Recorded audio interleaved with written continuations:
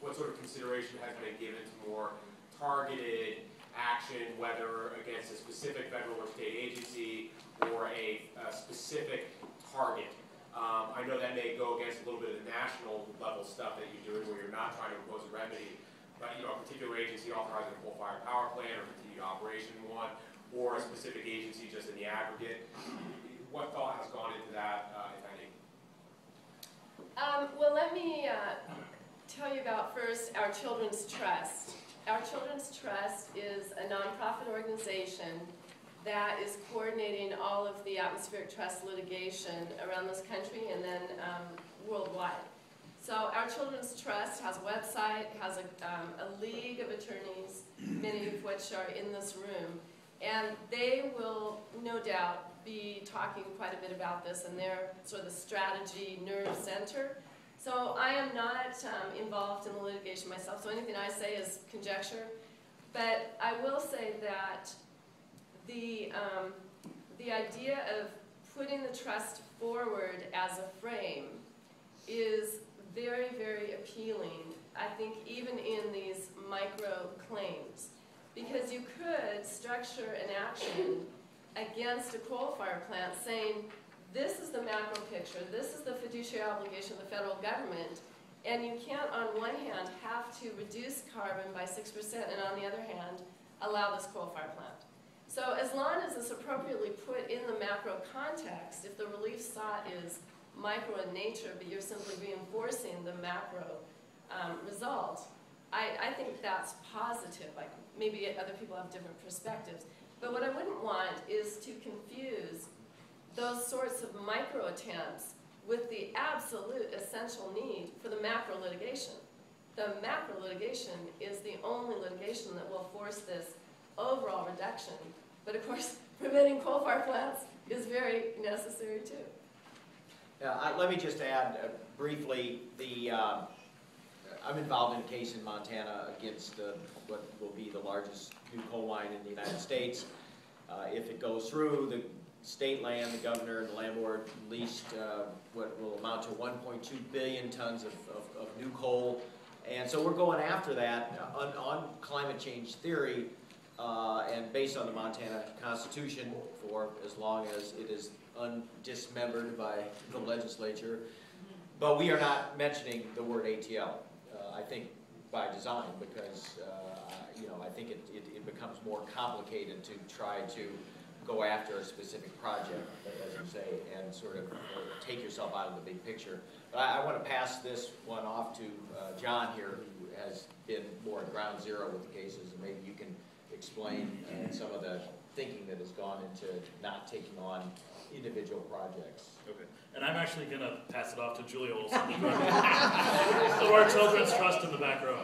Yeah, I mean, I would love people's feedback on this in general, but I think it's important that in every single NEPA document that you are commenting on, and every single lawsuit you bring, I think it's important to say there's a public trust obligation to protect the atmosphere, and government, you need to do an analysis and determine if you're meeting that fiduciary obligation to reduce emissions to get back to 350 by 2100. It should be in every single comment document. And I also think that we need to collectively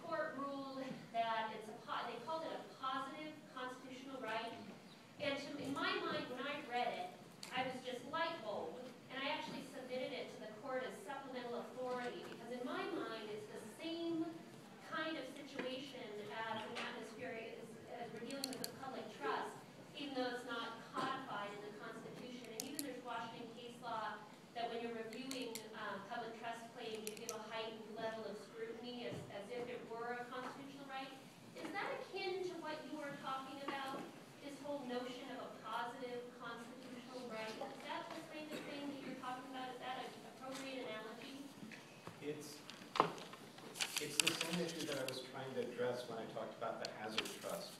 Because one of the problems in motions to dismiss that have been brought up in some of the APL cases, what the attorneys on the other side will say is, you're saying that the Constitution requires us to affirmatively go out and do something.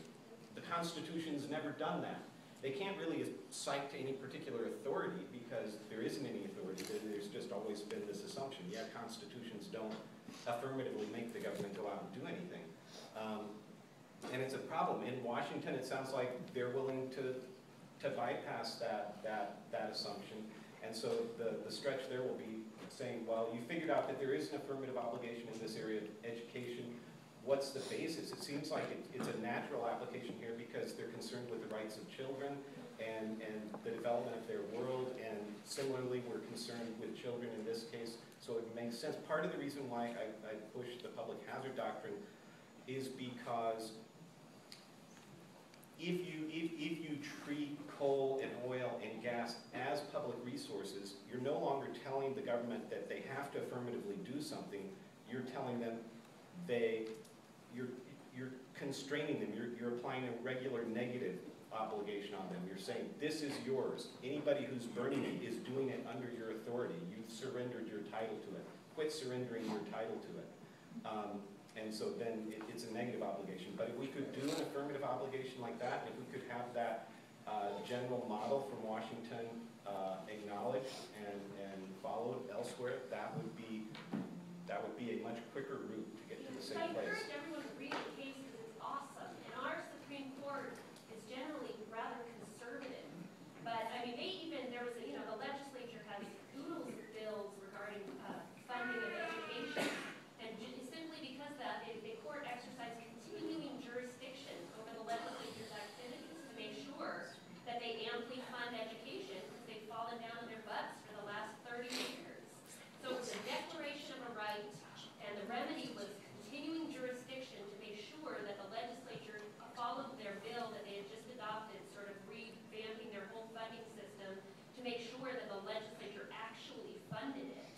And they noted in there that in a positive constitutional rights context, just sort of as a side, they said separation of powers just isn't at play because you're trying to make sure that they're doing their job. So it seems to me that it is a parallel analogy. You read it because it's a good case. What is it?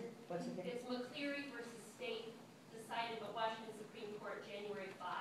Is the case cited or linked on the OCT website yet? It will be this afternoon. Andrea, one question. Did that case arise from a specific constitutional provision in Washington that says each child has a right to a good education? Funded education, yeah. Okay. Explicit constitutional provision. Okay. In the back there? You won't have me intrigued about this kind of problem thinking outside the box and having formulated this thought well. But if the atmosphere was declared something that was a fiduciary responsibility to protect, would sequester carbon in the form of coal, oil, tar sands, or old growth forests also become a resource worthy of protecting as sequester carbon? Well, I can respond to that. I was limited on time, and so I didn't mention a minor detail of the prescription that Dr. Jim Hansen, the world's foremost climate scientists, have arrived at. That 6% reduction has to be accompanied by 100 gigaton drawdown of carbon already in the atmosphere.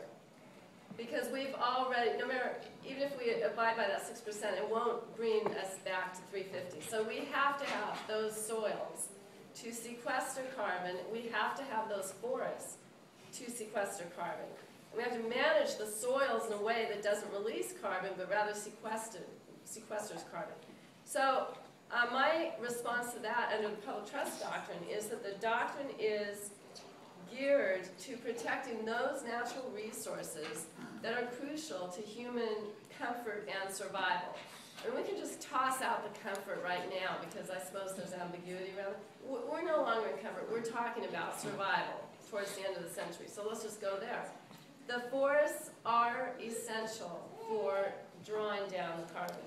So I would maintain they are public trust assets.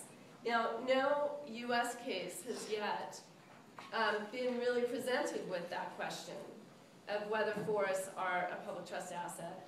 The public lands, it is often said, you know, there are huge forests on public lands owned by the state and federal governments. The federal government, it's often said, well, the public lands aren't public trust assets. But what are they? If the federal government doesn't own our public lands and public trust, what does it own it? You know, what are they?